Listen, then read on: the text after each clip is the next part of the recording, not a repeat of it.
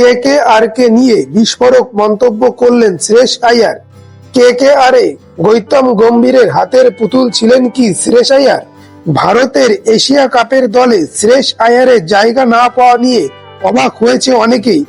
প্রশ্ন উঠেছে, ফর্মে থাকা শ্রেয়স আইয়ারকে কেন নেওয়া হয়নি? প্রধান নির্বাচক অজিত আগারকার জানিয়েছিলেন, 15 জনের বেশি ক্রিকেটারকে নেওয়া যাবে না বলেই জায়গা পায়নি শ্রেয়স আইয়ার। সেটাই কি মূল কারণ, নাকি শ্রেয়স আইয়ারের জায়গা না পাওয়ার পেছনে রয়েছে গৌতম গম্ভীর? শ্রেয়স আইয়ারের একটি সাক্ষাৎকারকে ঘিরে এই প্রশ্নটাই উঠছে। কলকাতা নাইট রাইডার্সকে আইপিএল জিতিয়েছিলেন শ্রেয়স আইয়ার। সেই সময় কেকেআর এর মেন্টর ছিলেন গৌতম গম্ভীর। শ্রেয়স আইয়ার জানিয়েছে, 10 বছর পর কলকাতাকে চ্যাম্পিয়ন করলেও তার কথা বলার কোনো জায়গা ছিল না।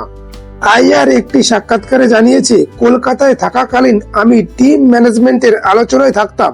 আমার সামনেই সমস্ত পরিকল্পনা করা হতো, কিন্তু আমার কথার কোনো গুরুত্ব দেওয়া হতো না। প্রশ্ন এখানেই, তবে কি সব সিদ্ধান্ত গম্ভীর নিতেন? তাহলে কি গৌতম গম্ভীরের হাতের পুতুল ছিলেন শ্রেয়স আইয়ার?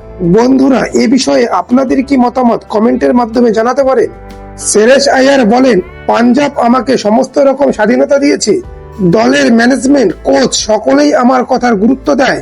মাঠের বাইরে ও মাঠের ভেতরে আমি পরিকল্পনা করছি, আমি সিদ্ধান্ত নিচ্ছি, নিজের মতো দল চালাচ্ছি। এই স্বাধীনতা আমি আর কোথাও পাইনি। শ্রেয়স আইয়ারের কথা থেকে বোঝা যাচ্ছে, কোচ গৌতম গম্ভীর হয়তো তাকে বিশেষ পছন্দ করে না, সেই কারণেই তাকে এশিয়া কাপের দলে জায়গা দেয়নি। বন্ধুরা, আপনাদের কি মত কমেন্টের মাধ্যমে জানাতে পারেন। আপনারা চ্যানেলে নতুন হলে চ্যানেলটি সাবস্ক্রাইব করুন, ভিডিওটি লাইক ও শেয়ার করুন।